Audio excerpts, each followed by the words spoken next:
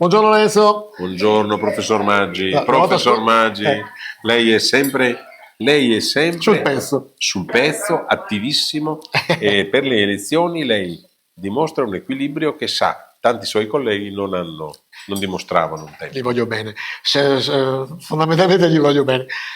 Finalmente Perché dico la verità. Finalmente abbiamo mangiato. A posto, ringraziamo gli amici del Corno che ci ospitano. Sono stati splendidi. Bravo. Ritorniamo sull'argomento delle votazioni. Sì. Allora, abbiamo capito, Forza Italia un pochino delusa, Fratelli d'Italia delusi un pochino nonostante che hanno mantenuto il pezzo anche loro e naturalmente la Lega. Pensavano molto di più.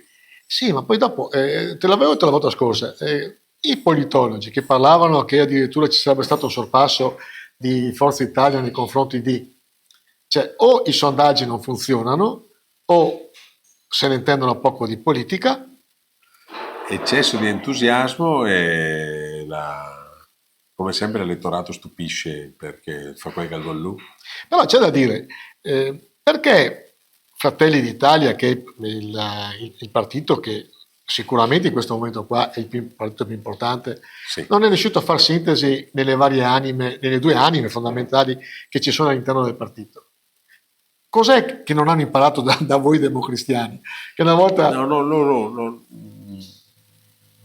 Mi consenta, diceva il Cavaliere, mi consenta.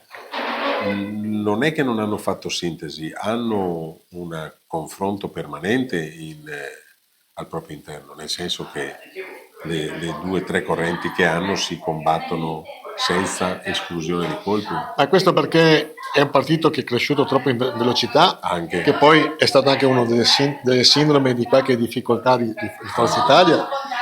Anche. Si cresce... Quando si cresce tanto e in tanti salgono sul carro del vincitore, troppo in fretta capita. Però magari possiamo ricordare che in provincia di Rovigo sono, in virtù della legge regionale che consente, che ci assegna due consiglieri, solo due consiglieri regionali, abbiamo eletta la Valeria Mantovan, che è assessore regionale uscente e probabilmente entrante, e Corazzari, che è consigliere regionale uscente ma entrante perché non potrà più fare l'assessore, ma il consigliere regionale se l'è portato a casa. Bravi tutti e due, bravissimi tutti e due. Complimenti sia a Valeria Mantoan che a Cristiano Corazzari. E guardando invece dall'altra parte, ti aspettavi un risultato così o era già annunciato il 40% che poteva prendere Manildo e tutta la sua compagine? Sì, assolutamente. Sì. Anzi, hanno preso anche un pochino di meno. Però il Veneto è un miscuglio di personalità e di asperità anche sempre nuovo e sempre diverso. Per la prima volta, dopo 15 anni, di fatto c'è un cambio di leadership, chiamiamola regale. Non c'è più Zaia, che ha dato comunque un colpo di coda perché 200.000 voti enorme, sicuramente ha dato una mano fortissima. Enorme. Però non c'è più Luca Zaia, ma ci sarà il nuovo presidente che si chiama Stefani. Vedo che lei è preparatissimo. Quando vengo con te devo essere preparato. Stefani, il nuovo presidente. Scusa, ti ho interrotto. No. Dando le pagelle, secondo me il vincitore di queste elezioni qua è Salvini, perché ha dimostrato di essere forse l'uomo più politico di tutti. Non c'è dubbio che è bravissimo nel gestire anche i successi degli altri, perché esatto, sì. Tutti sanno che Salvini e Luca Zaia non vanno molto d'accordo, non sono proprio fratelli di sangue, però Zaia ha impostato la campagna elettorale in un certo modo con grande successo, e chi ne gestisce le gesta nelle articolazioni regionali, ma soprattutto nazionale, è Salvini. E ricordiamo che Stefani è anche un uomo di Salvini. Stefani è proprio un uomo di Salvini, giovane deputato. A proposito, lei lo sa che, mi pare che ne abbiamo anche già parlato, lei lo sa che Stefani è deputato eletto in Parlamento, nel Parlamento italiano, in un collegio uninominale. Il collegio uninominale è quello di Rovigo.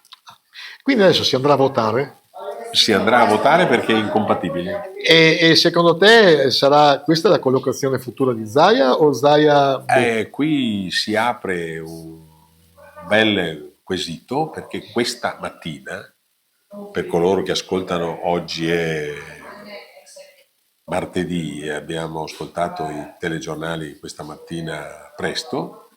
Questa mattina il presidente uscente della regione ha detto: io non voglio andare via dalla regione, quindi lasciando intravedere la sua volontà di rimanere in regione. Ma se lui rimane in regione, cosa fa? Entra lì, rimane in regione a scapito. È talmente un cavallo vincente che è difficile che rimanga solo consigliere. Non solo. E poi il disagio del presidente uscente, del presidente entrante, sì. Cioè io sono il nuovo presidente, il presidente. Ma ci si dimentica dopo. No. Sai che avevamo fatto tempo fa un'analisi che Zaia non poteva più essere eletto, effettivamente era già un po' dimenticato negli incontri sì, però istituzionali. Però se n'era dimenticato l'elettorato. Sì, ha dato un colpo di coda importante, ha dimostrato che è ancora... Però sai, essere lì tutti i giorni e non esserci, la differenza è quel non esserci. Dipenderà poi anche dal carattere di Stefani. Certo. Sì, perché se uno c'è sempre uno che gli soffia sul collo, a un certo punto o soccombe o lo manda a quel paese. Sono dello stesso partito, pensate. Sì. Sembrerebbe mica. Io personalmente Stefani lo conosco pochissimo. Quindi... Stefani è giovane, 32 anni, è una persona umanamente molto preparata, ma umanamente squisito. Un po' democristiano? Speriamo. E quindi l'ultima, chiudo questa. Speriamo. Quanta voglia c'è di democrazia cristiana in questo momento? Ce n'è tanta, più che dei democristiani. Del metodo. Del metodo, più un fianco della loro, come si dice in dialetto veneto, della loro puegana, cioè il fatto che non affrontano mai il problema con il coltello in bocca, ma ti dicono: vieni qua, ragioniamo. Che è il modo un po' di bonomia che ha il Veneto classico: vieni qua, c'è un problema, non sta arrabbiate, vieni qua che ragioniamo. Ma quando dici a uno tu che sei proprio Doroteo, è un complimento o un'offesa? È un complimento nella mia accezione, però non so se l'altro come decide di prenderlo. Magari per lui è un'offesa, ma io lo dico sempre nella totale buona fede che sia per lui un complimento, cioè un invito ad essere dialogante.